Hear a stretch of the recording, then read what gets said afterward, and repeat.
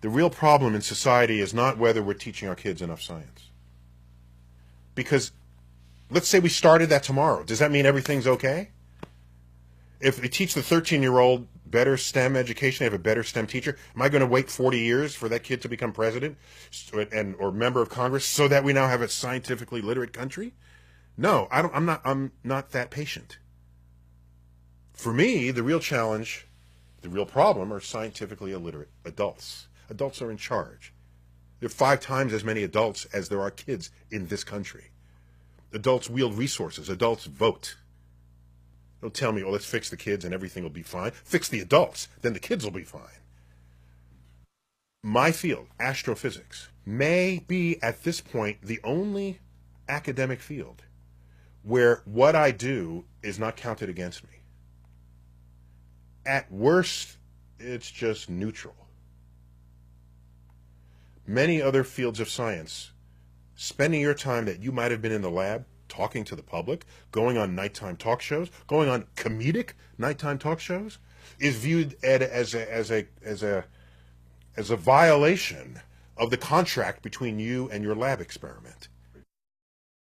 I carry 2 titles. I'm a research associate in our Department of Astrophysics at the American Museum of Natural History in New York. I'm also director of the Hayden Planetarium, and in that capacity, it is fully expected by everyone around that I would be talking to the public. But more important, Carl Sagan basically did this first. There are spotty examples that preceded him, but he did it in the biggest, most significant way. And he cleared a field.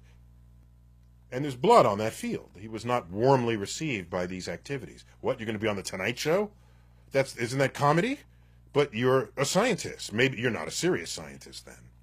There's scientific cultural pressure against it at the time. But then what did we notice in my field? That members of Congress would be ready to vote on some budget and say, wait a minute, isn't that on a space mission that I heard about? I saw Carl Sagan talk about that. Is that what you're my constituent? Is that what you were telling me? Yeah. Oh my gosh, let's do it. And all of a sudden, the tide waters rose for science funding. Members of Congress came to embrace the methods and tools of science and the fruits of its discovery. If you feel strongly about your religious philosophies, I will have nothing to say about it, unless you want to change the curriculum in a science classroom. And I would ask you, I won't fight you, I will ask you, why?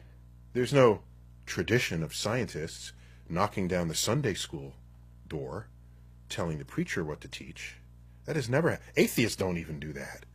There's no scientist or atheist picketing outside of your church, or synagogue, or mosque. That might not necessarily be true. There is no such tradition.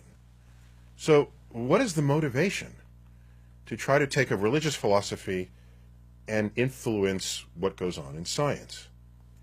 You can get up enough people to influence school boards. Okay. Again, I'm an educator, so I'm here to tell you the consequence of that. If you substitute religious philosophy for science, there will be a generation of people who will not understand what science is. And they will be intellectually crippled from contributing to what the centuries have demonstrated to be the most efficient engine of economic growth that has ever been devised. And that is innovations in science and technology.